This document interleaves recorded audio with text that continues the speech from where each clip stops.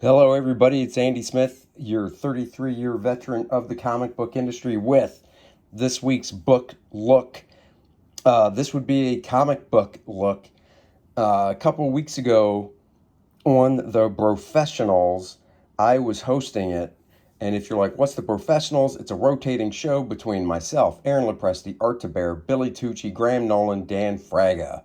We each have YouTube channels. Every Tuesday around 7 p.m. we do a different show on one of our channels, and it was my turn, and I chose as the topic humorous comic books, magazines, whatever that you read in your youth, because all of us are around the same age. And one I didn't get to, but I was cleaning up my studio, and I thought, you know what, I'll just do a quick book look on it, was Thunder Bunny. That's right, you're seeing it. I'm not making it up. Thunder Bunny. This is from Red Circle, #1. This is Warp Graphics, #6. This is 1986. This one, I believe, came out before that. Let's see, and we'll go through it. This is 1984. So I want to say this is the actual first Thunder Bunny. Don't quote me. If it's not, you can let me know in the chat. I don't have every issue of this. Warp Graphics did 8 or 9, maybe even 10. So I'm missing a few I still need to get. Thunder Bunny was created by, I just love that. I love this, Captain Marvel type concept. Instead of turning into a big superhero like Billy Batson into Shazam, he turns into a bunny. I really like the art in it. So Martin L. Grime created it, along with Brian Buniak was the artist on it. Right here. Created and written by Martin L. Grime, and then art by Brian Buniak and Frank Giacoia. So, and Brian Buniak, I found, was teaching at the Kubert School the past few years. So that I didn't even know. I wouldn't even know where to look for this artwork. I got to admit, though, I wouldn't mind owning a page. There's some cool stuff in here. Ask me the origin of Thunder Bunny, and I'll tell you that I don't exactly remember. I'm sure it's covered in this issue.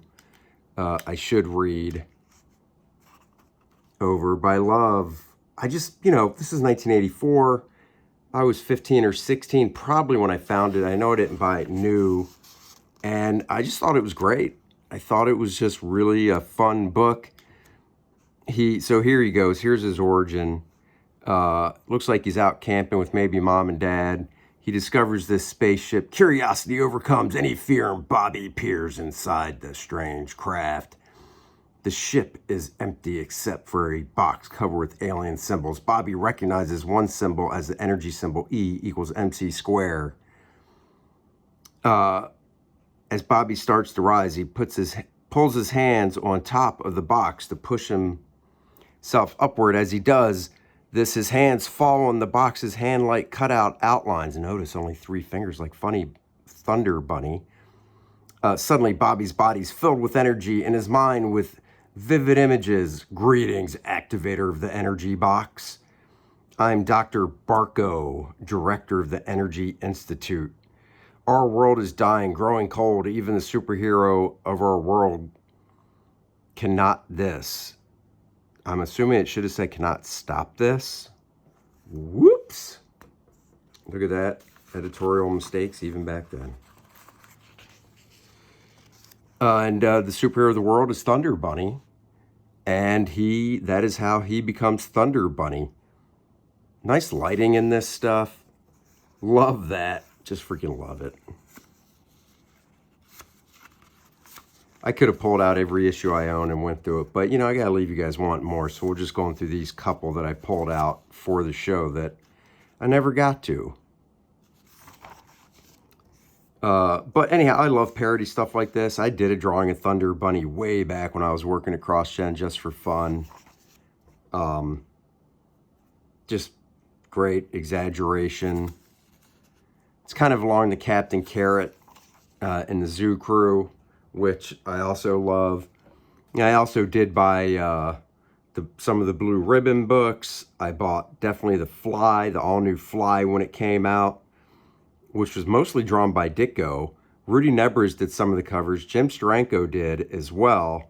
And Rudy even inked Steve Ditko on a cover or two.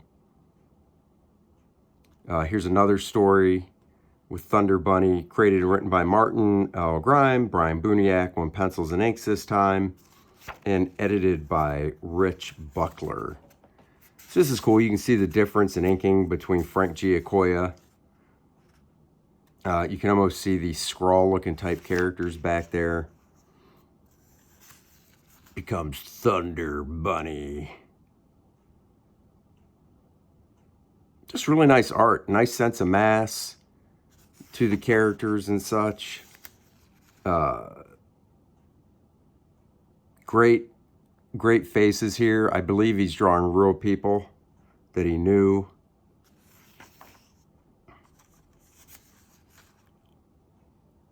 This is along the line, look, there's Yoda. This is along the lines of like a shirtless bear fighter in regards to the humor and stuff. That looks like John Buscema right there.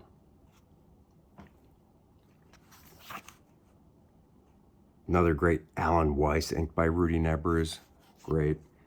This, I remember buying this book and this back cover, just falling in love with that drawing of Thunder Bunny on the back cover. That'd be a cool original to own.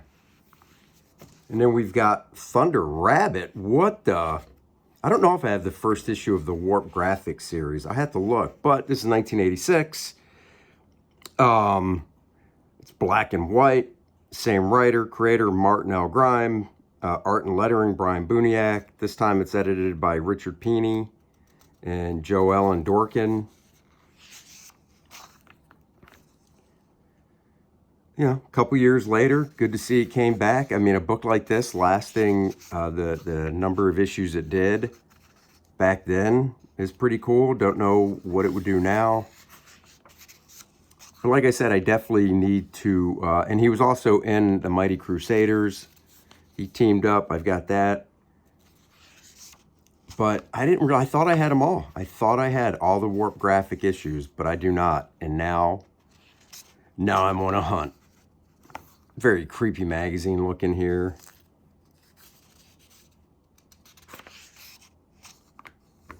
This gives me a strong Don Simpson type vibe with Megaton Man in regards to the inking and such. What?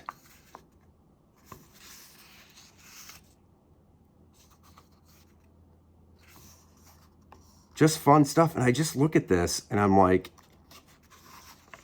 what else were these creators doing? And I always think about the artist, because a writer, and I don't know about Martin, but a writer could write a book like this in 1 or 2 days, But the artist, I mean, the amount of work he's putting on these pages, what else was he doing? Or was this it? And was he able to sustain off of that page rate? That's the type of stuff I think about. Sound Wars. Little one-pager here. It's about time. Somebody even did a Thunder Bunny costume. I mean, come on, look at that. And there was going to be an omnibus of Thunder Bunny. It was on Indiegogo. I backed it. It unfortunately didn't meet the funding goal.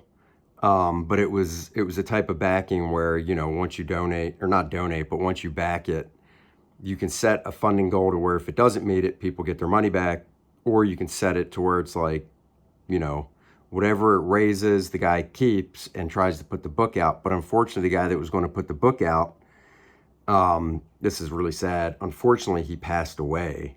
So, he passed away a couple years ago. So, I doubt there's ever going to be a Thunder Bunny omnibus. It would have been cool. Man, I love this. I don't know if P. Craig Russell drew this. Definitely has his ink line to it. Just God, I love P. Craig Russell's ink line. The fluidity of it. It looks like he's using a pen, not a brush. That horse is so freaking cool, or unicorn is so cool. You know what? I think I will show you guys some of the other issues of Thunder Bunny. All right, so here's the other issues I have. I have number 4. So, and this was Brian Buniak, inked by Tom Palmer. That's awesome. Willie Blyberg, number 5. There's number 6, which, yes, I have 2 copies of. One is on the spin rack. Number 8, so I got to get number 7. Number 9. Now I need to get 10, 11, and then the last one I have is 12. So I tell you what, instead of going through all these, let's bust down number 4 right here. Because Tom Palmer inked the cover. I'm sure Tom didn't ink the inside, but you never know. But I'm betting he just inked the cover. Yeah, that's not Tom on the inside. Let's see. Oh, pencils and lettering by Gary Cato. Layouts and inks by Brian Buniak. So Brian didn't even draw this. Oh, wow. That shows how much I've forgotten. So we might have to do a deeper dive and go through some other issues here as well. And there was I know I have it somewhere. There was a magazine size one too, if I remember right. Maybe not. Maybe I could be misremembering. But they definitely saving money going to black and white. This would have been great if they were able to do the omnibus of it. But it's also one of those things, you know, the campaign, it's definitely a labor of love. I mean, as much as I like this stuff, I'm not sure, well, obviously it didn't meet the funding goal. So, you know, you just got to be honest when you do campaigns on, you know, what you think might sell and stuff. That looks like it's Tom Palmer. Was this a wraparound? Oh, yeah. Hold on. No.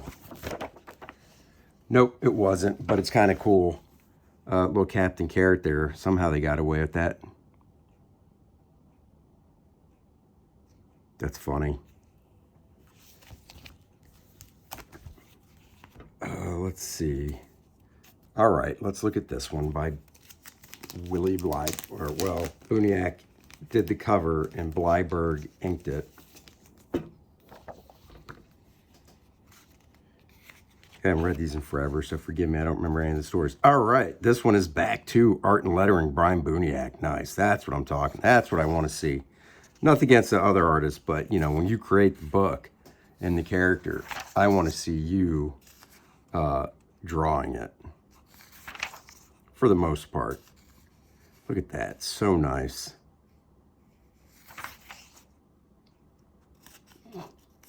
Just cracks me up looking at some of this stuff now. Ah, the Moon Miss costume is just perfect. Moon Miss. Faces are great. I mean,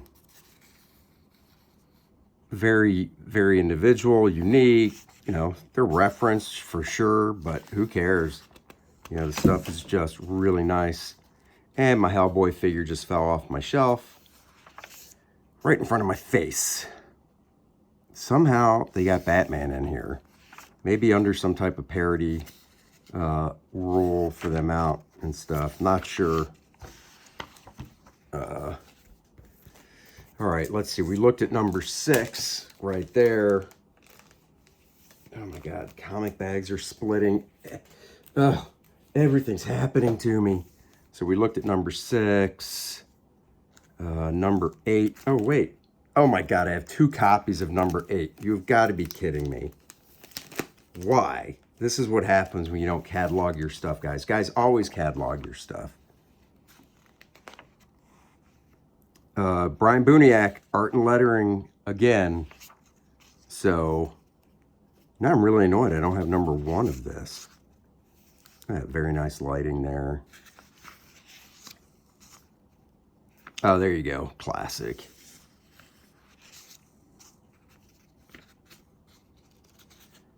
God, it would have been so nice to see this in one big book. It's great stuff. Now, I don't know who drew this, because that is not, I don't even know if this is Thunder Bunny. Oh, Gary Cato. It is Thunder Bunny. And Gary Cato doing all the art himself on it. Kind of has a Steve Ditko vibe to it. That's interesting.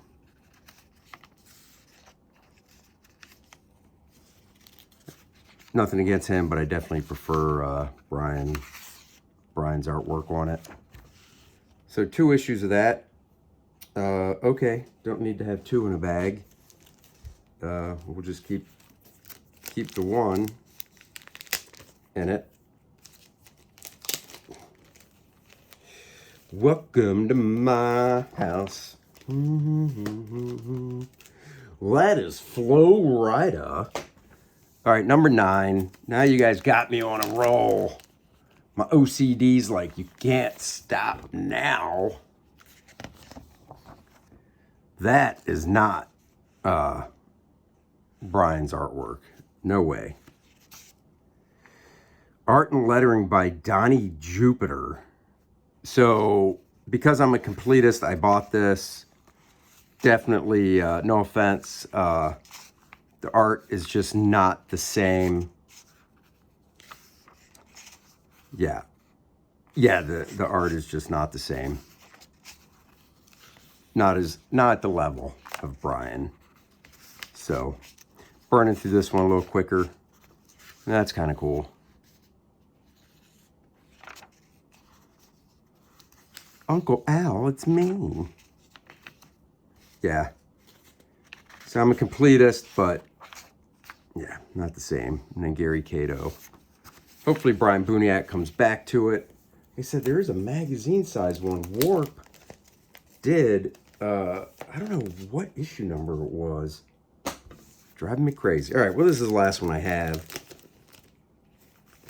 So let's just check it. Check it, yo. This could be the last one in the series, too. It might have went 12 issues. I'm not sure. Brian Buniak did do the cover. Kind of looks like it. Let's see. Written, yep, art and lettering. Brian's back. Good to see. Look at that. Bobby's all grown up. Wow. Book started, he's a teenager. Now he's all grown up. I'd say I'd go back and reread them, but dude, I gotta have every issue.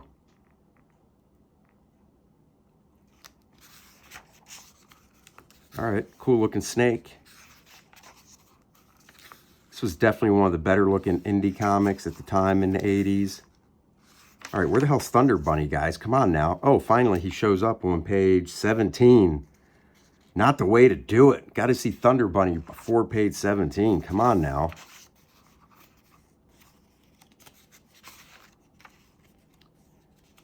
Well, I guess I'll find out soon if this was the last issue. The end. The most glorious hero that ever desolated nations might have moldered into oblivion among the rubbish of his own monument. Did not some historian take him into favor and benevolently transmit his name to posterity? Okay. I guess that's it. Look at that. He gets married. She just married a dude that can turn into a rabbit. Nice little pinup there by Brian. The hell's that say? The rubber vine? Okay. And then Luda the Procurer. Okay. Don't think that went anywhere.